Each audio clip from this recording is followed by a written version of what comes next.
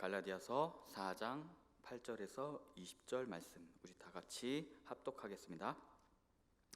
그러나 너희가 그때에는 하나님을 알지 못하여 본질상 하나님이 아닌 자들에게 종노릇 하였더니 이제는 너희가 하나님을 알 뿐 아니라 더욱이 하나님이 아신 바 되었거늘 어찌하여 다시 천하고 약하고 천박한 초등학문으로 돌아가서 다시 그들에게 종노릇 하려 하느냐. 너희가 날과 달과 절기와 해를 삼가 지키니 내가 너희를 위하여 수고한 것이 헛될까 두려워하노라. 형제들아, 내가 너희와 같이 되었은즉 너희도 나와 같이 되기를 구하노라. 너희가 내게 해롭게 하지 아니하였느니라. 내가 처음에 육체의 약함으로 말미암아 너희에게 복음을 전한 것을 너희가 아는 바라.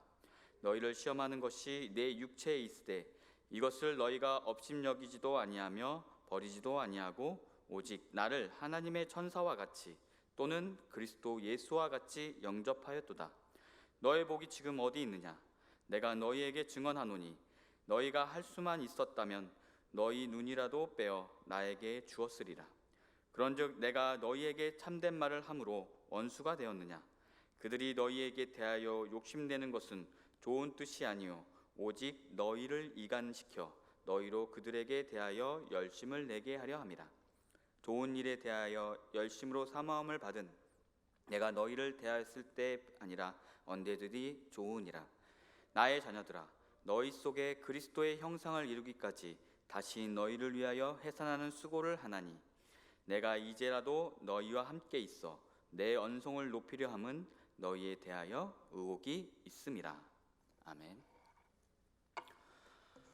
우리는 공들여 만든 물건이나 업적에 대해서 우리가 했던 어떤 그런 것에 대해서 애정이 더 가게 되어 있습니다. 만약 그것이 도자기나 그림이나 전시할 수 있는 어떤 천장에 이렇게 둘 수 있는 어떤 물건이라면 애지중지 닦고 또 들여다보고 잘 있나 보고 때론 살아있는 자식처럼 말도 걸고 안부도 묻습니다. 바울 또한 자신이 애지중지 세운 교회의 소식을 듣고 속이 많이 타고 안타까웠을 겁니다. 바울은 너희의 첫사랑을 잊지 말라고 말하고 있습니다. 또 율법의 종, 제 종이 되려고 하는 갈라디아 성도들에게 하나님의 자녀됨의 축복과 놀라운 은혜를 다시금 상기시킵니다. 그리고 그들을 미혹하는 거짓 교사들을 조심하라고 말하고 있습니다. 우리 8절을 다 같이 읽겠습니다. 그러나 너희가 그때에는 하나님을 알지 못하여 본질상 하나님이 아닌 자들에게 종노릇 하였더니 하나님이 아닌 자들에 대한 문구가 나옵니다. 유대인은 이교도들이 하나님을 알지 못하며 그들의 신은 참되신 하나님의 피조물로서 하나님이 아닌 자들이라고 말했습니다. 분명히 그들이 믿지 않는 하나님이 아닌 그런 하나님이 창조하신 물건들에 대해서 그들은 섬기고 있었고 그것을 신이라고 생각을 했었던 것입니다. 또한 그 그리스 철학자들인가 여러 명의 그러한 인간의 생각을 가지고 무엇을 해결하려고 했던 철학자들은 어떠한 개념이나 어떠한 묵상이나 어떠한 인간적인 그런 행동가치, 도덕적 가치를 위해서 자연과 대응을 해가지고 그들이 나름대로의 종교심, 윤리관을 만들었습니다. 그런 것은 바울과 같이 유대인들에게는 헛되고 헛된 것이었습니다. 바울과 다른 유대 및 그리스 저자들은 피조물, 그들이 하나님이 창조하신 물건들을 창조주인 양 숭배하는 것은 이러한 기준에 미치지 못한다는 것을 인식했습니다. 그래서 그리스도의 복음이 오기까지 이방인들은 본래 신이 아닌 자들에게 예배했습니다. 그들을 묵상하고 그들에게 복을 빌고 그들을 자기들의 곁에 있게 했습니다. 물론 당시 그들은 신적 존재로 생각했겠지만 나중에 그리스도를 영접하고 나서는 그들이 생각한 신이 실제로 신이 아니었음을 알게 되었습니다. 분명히 갈라디아서 교회에 보내는 바울의 마음도 이 8절에 있는 마음도 그랬을 것 같습니다. 우리 9절을 같이 읽겠습니다. 이제는 너희가 하나님을 알 뿐 아니라 더욱이 하나님이 아신 바 되었거늘 어찌하여 다시 약하고 천박한 초등학문으로 돌아가서 다시 그들에게 종노릇 하려 하느냐. 여기서 알다라는 단어가 나옵니다. 바로 하나님이 아신 바 되었거늘 또는 너희가 하나님을 알 뿐 아니라 여기서 헬라어는 기노스코라고 쓰이는데 사실적으로 알다와 같은 단어와 무엇인가 지각함으로써 아는 단어와 매우 대조적인 단어입니다. 친밀하게 개인적인 수준에서 안다라는 의미를 갖고 있습니다. 구약에서 예전에 제가 말씀드렸던 구약에서 야다라는 단어도 그러한 단순하게 알고 그냥 지나치게 알고 그러는 것이 아니라 내가 절실히 알고 체험해서 알고 그러한 단어의 뜻을 가지고 있는 알다라는 뜻입니다. 그런데 본문에서 잘 보면 너희가 하나님을 알 뿐 아니라 더욱이 하나님이 아신 바 되었거늘이라고 나오면서 너희가 이제는 알게 되었음 하고 알게 된 상태에 대해서 동사를 두 번이나 사용하면서 볼 수 있습니다. 즉 이들은 그냥 안 것이 아닙니다. 갈라디아 성도들이 바울을 통해서 복음이 들어갔고 그들은 알게 되었고 그리고 그 알게 된 것을 이루었다라는 뜻입니다. 바로 알게 되었음의 결과에 대한 그런 모습을 바울은 얘기해주고 있습니다. 너희들이 그냥 안 게 아니잖아. 알아가고 있었고 지금은 너무나 잘 알고 있잖아 라고 지금 이 말을 문장을 표현하고 있는 것입니다. 둘을 합치면 갈라디아 교인들은 하나님을 단순히 알았던 것이 아니라 하나님을 체험해서 알았다는 것을 의미합니다. 우리 갈라디아서 1장에서도 나오듯이 너희가 성령을 받았음에도 왜 네가 내가 하는 말을 왜 이해하지 못하느냐, 왜 율법으로 다시 돌아가려고 하느냐라고 나온 것처럼 분명히 갈라디아 교회 성도들은 성령을 통하여서 은혜 받고 체험을 했다는 것입니다. 안문맥에서도 나왔듯이 성령 체험과 또 바울이 얘기했던 하나님의 자녀됨에 대한 체험입니다. 그러면서 종로도 하려 하느냐에서 하려 하느냐는 원래 직역을 하면 어떻게 그게 가능해? 라고 바울은 갈라디아 성도들에게 반문하며 따지고 있습니다. 아니 그렇게 행동해놓고 네가 어떻게 그게 가능해? 라는 뜻입니다. 그러니까 이것을 풀어서 쓰면 다시 약하고 천박한 학문으로 돌아가려고 하는데 그게 말이 돼? 이런 뜻입니다. 그게 어떻게 가능해? 이런 식으로 오히려 질문을 하는 것이 아니라 이렇게 따지고 들듯이 반문하고 있는 것입니다. 그리스도의 성령에 의해 형성된 친교 가운데 성부 하나님을 알게 되었으면서 어떻게 그들에게 종로도 하려고 하는 게 가능해? 라는 그러한 용어를 사용하고 있습니다. 좀 가격하게 얘기하면은 일상 용어로 얘기하면은 너희들 미친 거 아니야? 라는 뜻의 정말 가격한 이런 어감이 느껴질 정도의 바울의 분명 당황스럽고 정말 놀란 듯한 갈라디아 성도들이 이럴 수가 없는데? 라는 느낌의 어감이 느껴집니다. 바울은 갈라디아 성도들이 하나님의 은혜로 구원받았음에도 불구하고 다시 약하고 초등학문으로 천박한 초등학문으로 돌아가려는 모습에 매우 놀란 듯합니다. 우리 10절과 11절을 연달아 읽겠습니다. 너희가 날과 달과 절기와 해를 삼가 지키니 내가 너희를 위하여 수고한 것이 헛될까 두려워하노라. 10절을 보면 갈라디아 성도들이 유대교의 절기를 지키며 믿음 생활을 했던 것 같습니다. 날과 달과 절기와 해는 유대교에서 나오는 안식일이나 또 월삭에 관련된 그런 어떤 행사적인 거나 유월절, 장막절 등등 안신년과 희년을 삼가 지켰다라고 바울은 말합니다. 율법주의에 의해서 그러한 종교적 절기들을 열심히 지켰던 것 같습니다.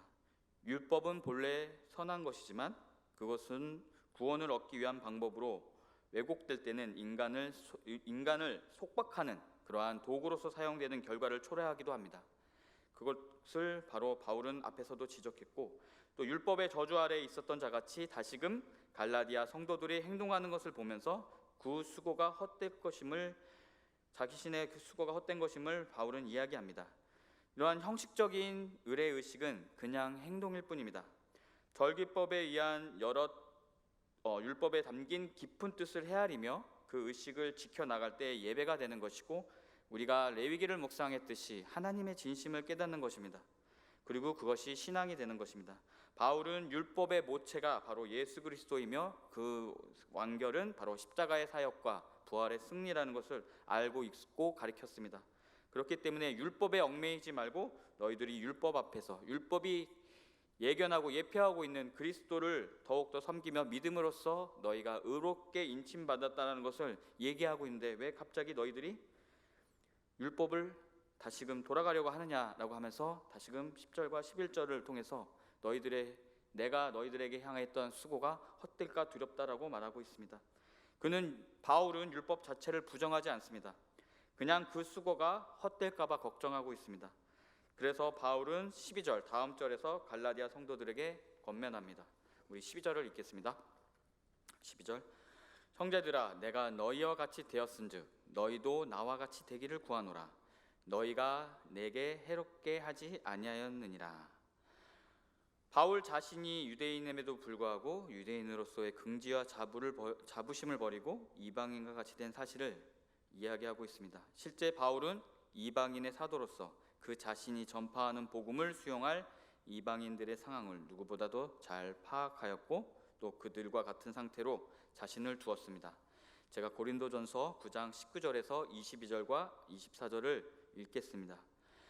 내가 모든 사람에게서 자유로우나 스스로 모든 사람에게 종이 된 것은 더 많은 사람을 얻고자 함이라. 유대인들에게 내가 유대인과 같이 된 것은 유대인들을 얻고자 함이요 율법 아래에 있는 자들에게는 내가 율법 아래에 있지 아니하나 율법 아래에 있는 자같이 된 것은 율법 아래에 있는 자들을 얻고자 함이라. 율법이 없는 자에게는 내가 하나님께는 율법 없는 자가 아니요 도리어 그리스도의 율법 아래에 있는 자이나 율법 없는 자와 같이 된 것은 율법 없는 자들을 얻고자 함이라. 24절 내가 복음을 위하여 모든 것을 행함은 복음에 참여하고자 함이라.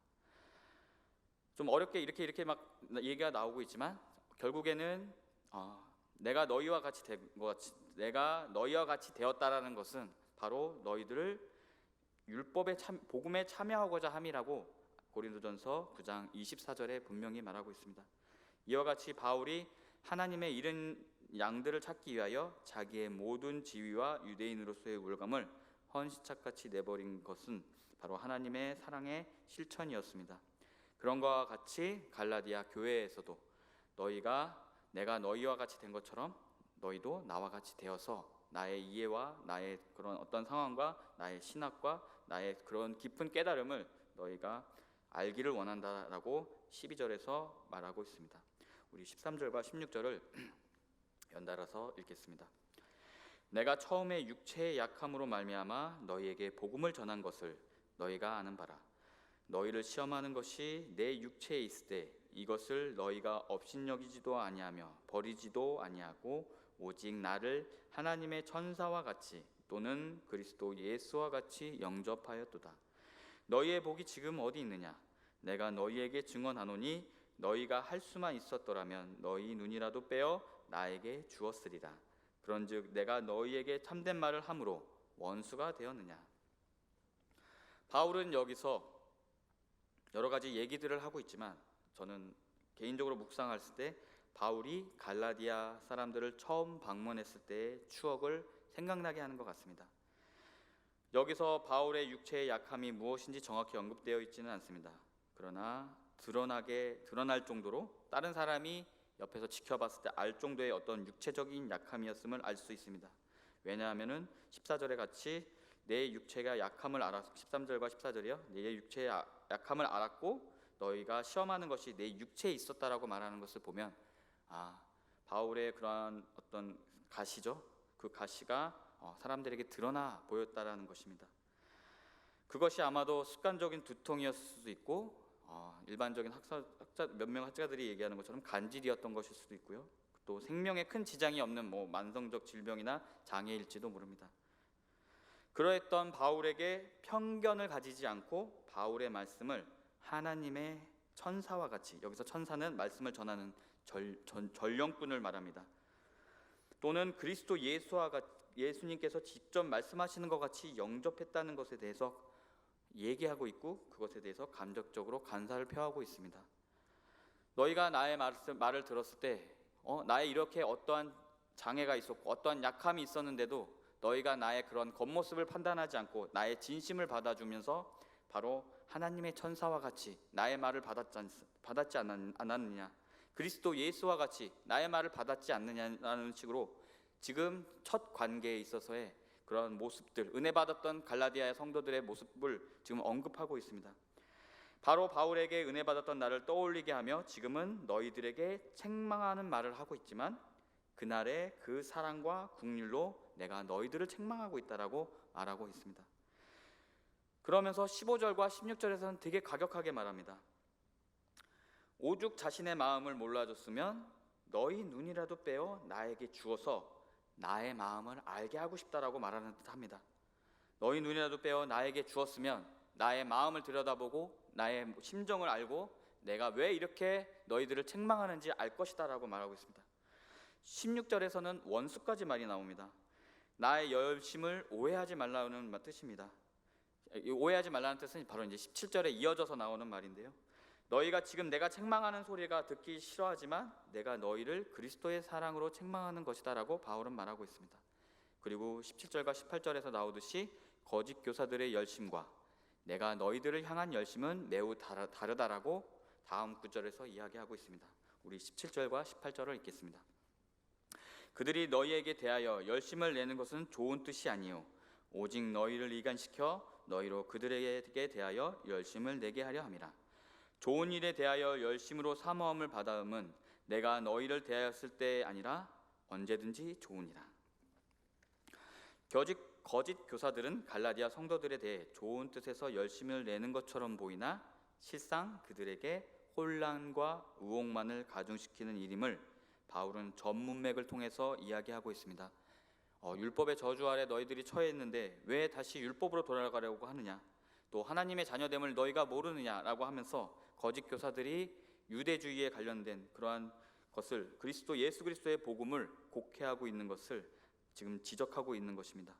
거짓 교사들이 예수 그리스도의 복음을 곡해하고 있음을 지적했고 갈라디아 성도들은 거짓 교사들의 열성과 열의에 감동했을지도 모릅니다. 17절과 18절을 보면 정말 열심이었던 것 같습니다.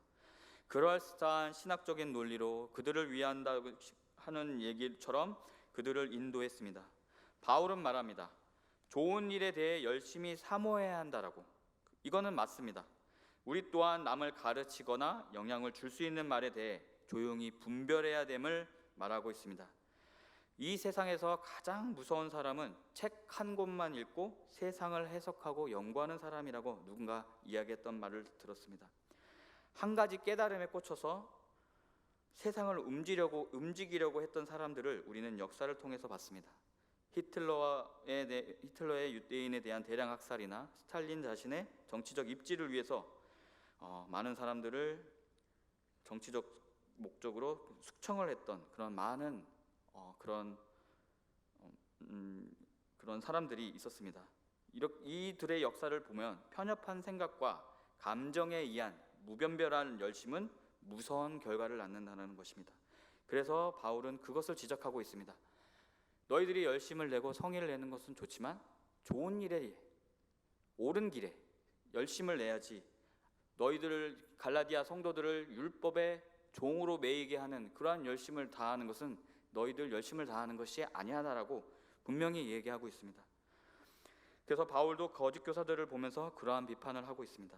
그리고 자신의 심정을 19절과 20절을 통해서 드러내고 있습니다.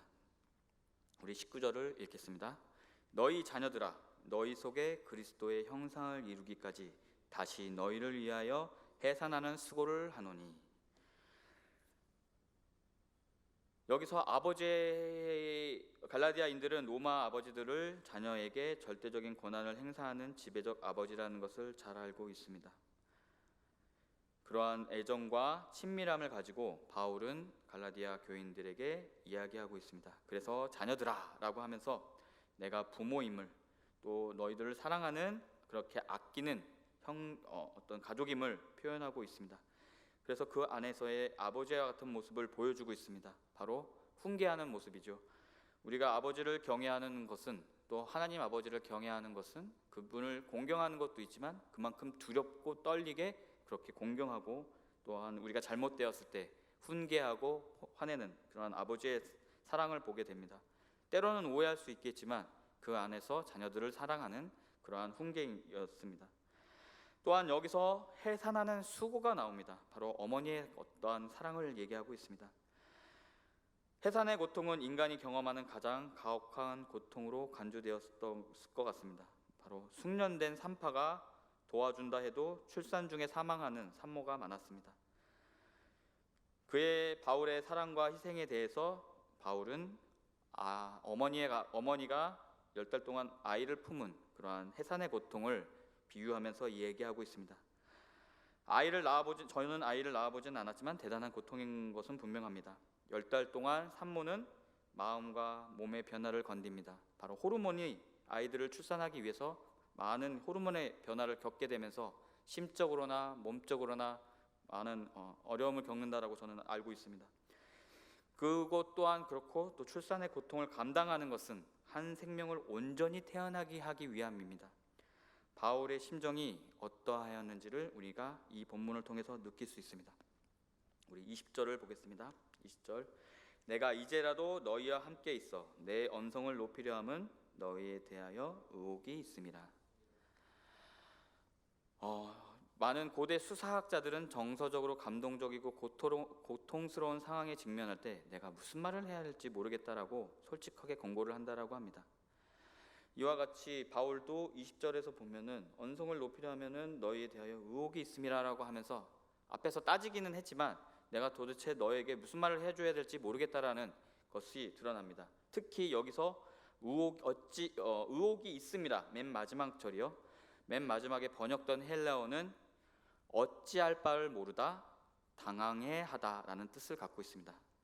앞에서의 문맥과 계속 쭉 염두에서 볼 때 본절은 바울 자신이 지금 갈라디아 교인들이 그렇게 미혹된 상태나 여러 가지 그러한 모습을 통해서 얼마나 당황스럽고 얼마나 어떻게 안타까운지를 지금 이 본문을 통해서 표현하고 있다라고 볼 수 있습니다. 바울은 갈라디아 성도들의 그러한 미혹됨에 되게 당황스럽고 황당해했습니다.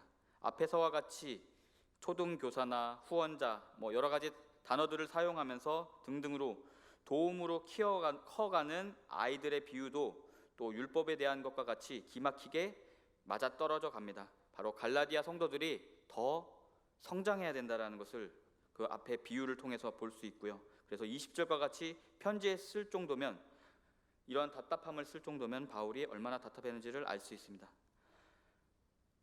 우리 또한 교회에 있을 때 은혜 받을 때 성령 충만함으로 분별력이 생기고 자존감과 자신감도 주 안에서 높아집니다. 그러나 세상을 살아가면서 부딪히는 가정의 어려움과 직장의 험난한 생활, 때로는 교우들과의 관계 속에서 우리는 무너질 때가 있습니다. 갈라디아 성도들처럼 다시금 옛 본성이 나와서 미혹되고 잘못하게 판단하고 또 감정을 가지고 섣불리 행동할 때가 있습니다. 우리는 매 순간 방심하지 말고 성령 충만함의 은혜와 그로 인한 지혜와 계시의 영을 받고 상황이 부정적으로 흘러가도 우리는 하나님의 자녀임을 잊지 말아야 합니다. 바울의 권면처럼 갈라디아 성도들에게 행했던 권면처럼 우리는 항상 어떠한 율법주의나 행동주의에 그렇게 묻히지 말고 언제나 하나님의 자녀임을 깨닫고 또 예수 그리스도가 우리를 믿음으로 의롭게 하신다라는 것을 더욱더 절실히 깨닫는 오늘 시간 됐으면 좋겠습니다. 특히 오늘 주일을 맞이하여서 우리는 또 주 안에서 회복되며 함께 지어져 갈 겁니다. 오늘 한우만 은혜 받고 예배 드리는 것으로 끝나는 것이 아니라 생가를 통한 매일매일의 말씀 묵상과 또 새벽 기도와 또 항상 주님 앞에서라는 신전 의식을 갖고 저희들 같이 살아가길 기도하겠습니다. 우리 말씀을 기도하겠습니다. 사랑과 은혜가 많으신 하나님, 갈라디아 성도들을 향한 바울의 책망과 권면을 묵상했습니다. 저희 또한 갈라디아 성도들과 같이 하나님을 향한 중심을 잃고 신앙이 무너지고 감정에 치우쳐 생활할 때가 있습니다. 항상 주님의 십자가의 공로를 묵상하며 자녀된 권세를 누리며 하루하루 살아가게 하소서. 항상 매일매일 주님의 은혜 안에 거하게 하시고 삶의 어려움과 괴로움과 우울함과 무기력함을 이겨낼 지혜와 믿음과 소망을 주시옵소서. 과거에 얽매이지 말고 주님이 공급하시는 성령에 힘입어 자신을 돌아보며 믿음 생활하게 하소서. 오늘 드려지는 예물이 있습니다. 그 정성을 기억하시고 기쁘게 받아 주시옵소서. 또한 축복하여 주시옵소서. 그 가정에서 충만한 은혜와 사랑과 평안이 가득하길 원합니다. 세상 속에서도 형통의 역사가 넘쳐나길 기도합니다. 예수님의 이름으로